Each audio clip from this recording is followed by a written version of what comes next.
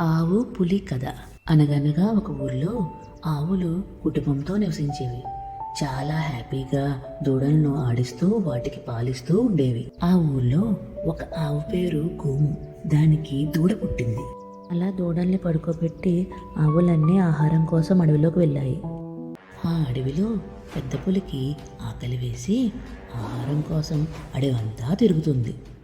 ఇంతలో ఒక ఆవు మేత మేయడం చూసింది. ఆహా, నాకు ఆహారం దొరికిందని ఆవు దగ్గరికి వెళ్ళసాగింది. ఆ పులిని చూసిన మిగతా ఆవులు పారిపోయాయి. గోము మాత్రం ఆ పులికి దొరికిపోయింది. ఇంతలో ఆ గోము తను చనిపోతే నా దూడకి ఎవరు పాలిస్తారు? ఉదయం సరిగ్గా పాలు కూడా ఇవ్వకుండా మేతకు వచ్చాను అని మనసులో బాధపడుతూ పులిని చూసి, అయ్యా, నేను ఈ మధ్యనే ఈనాను. నా పిల్ల ఇంకా పాలు తాగుతూనే ఉంది. నా కోసం ఎదురు చూస్తూ ఉంటుంది. నాపై దయించి నా బిడ్డకి పాలిచ్చి రావడానికి అనుమతించండి. తప్పకుండా తిరిగి వచ్చి మీకు ఆహారం అవుతాను అని జాలిగా అడిగింది.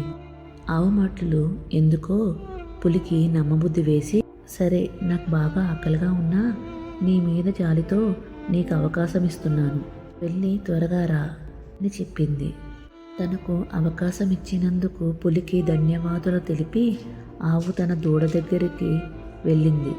దానికి కడుపు నిండా పాలిచ్చి మంచి బుద్ధులు చెప్పి దాని బాధ్యతను తోటి పశువులకు అప్పగించి తిరిగి అడవిలోకి పులి ఉన్న ప్రదేశానికి వచ్చింది. ఆవు నిజాయితీగా తన మాట మీద నిలబడి ప్రాణాలకు లెక్క చేయకుండా తిరిగి రావడంతో సంతోషించిన పులి, నేను బాగా ఆకలితో ఉన్నా నీ నిజాయితీకి మెచ్చి నిన్ను తినకుండా వదిలిపెడుతున్నాను, వెళ్ళి నీ బిడ్డలతో హాయిగా జీవించు అని దాన్ని విడిచిపెట్టింది. పులి దైవనానికి ఆవు కృతజ్ఞతలు తెలిపి తన ఇంటికి పోయి తన బిడ్డలతో హాయిగా జీవనం సాగించింది.